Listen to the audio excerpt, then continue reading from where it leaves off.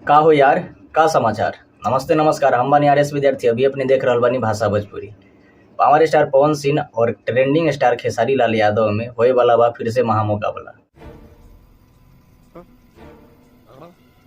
भाई कुश्ती के बात नहीं करत, गाना के बात करत है। मैं तो कुछ और ही समझ रहा था।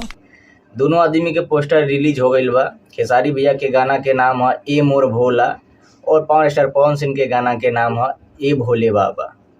एगो बात हमके समझ में नहीं आवत कि कुछ अल्टर नहीं क्या लागत नामवा खेसारी भैया के पोस्टरवा के ए मोर भोला। ऐसे भी तो हो सकेला ए मोरे भोला। बात तो सही है। ए मोर भोला का मतलब है ए मोर भोला। सबसे बढ़िया है ए मोरे भोला। वो बात नहीं के ना, राइटर के ऊपर डिपेंड करेला नु। अब जे गानवा के बोल रही वही नु एल्बमवा के नाम रही। अब इनकर खेसारी भैया के राइटर अखिलेश कश्यप, जिनको पब्लिक प्यार से हम नहीं कुछ कहेंगे, क्या कहती है सबको पता है। तो ये अखिलेश भैया गाना लिखले बारन अखिलेश कश्यप, और इनकर इस एल्बम के नाम बा ए मोर भोला। नहीं दूसरा के वो गाना लिखले रही तो ए मोरे भोला हो गई। और पावर स्टार पवन सिंह के गाना के नाम है ए भोले बाबा। बहुत सॉलिड टाइम है, सुनने में भी अच्छा लगा था और कहीं अल्टर नहीं किया लागत।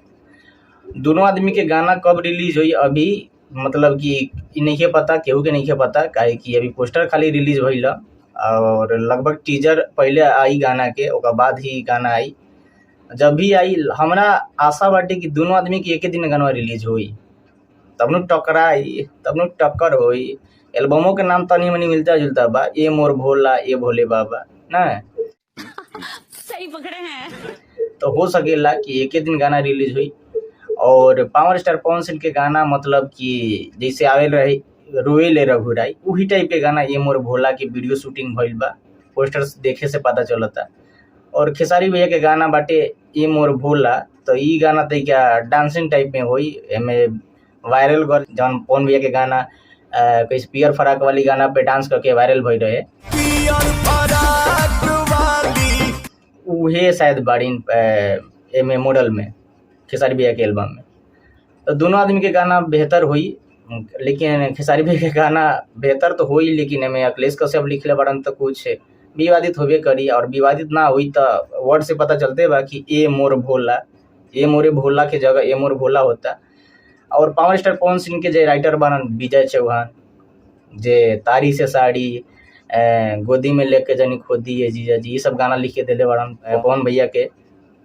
तो विजय चौहान जब लिखले बड़न तो गाना बहुत ही बेहतरीन हुई। और म्यूजिक में विक्की बॉस, और गाना उहे आवता रोइले रघुराई जौना कंपनी से रिलीज भई रहे, उहे कंपनी से रिलीज इहो गाना हुई। तो अपने सबन दोनों गाना जब आई तो दोनों गाना के प्यार दुलार आशीर्वाद दे हम जा। और विवादित नहीं करे के भाई, जात पे नहीं जाए के। यहाँ तक वीडियो देखनी है तो जरूर कुछ ना कुछ पसंद आई हुई। तो चैनल पे नया बनी तो सब्सक्राइब कर लीजिए और वीडियो के तेगा फैला दी, शेयर कर दी। वीडियो देखे खातिर बहुत बहुत धन्यवाद।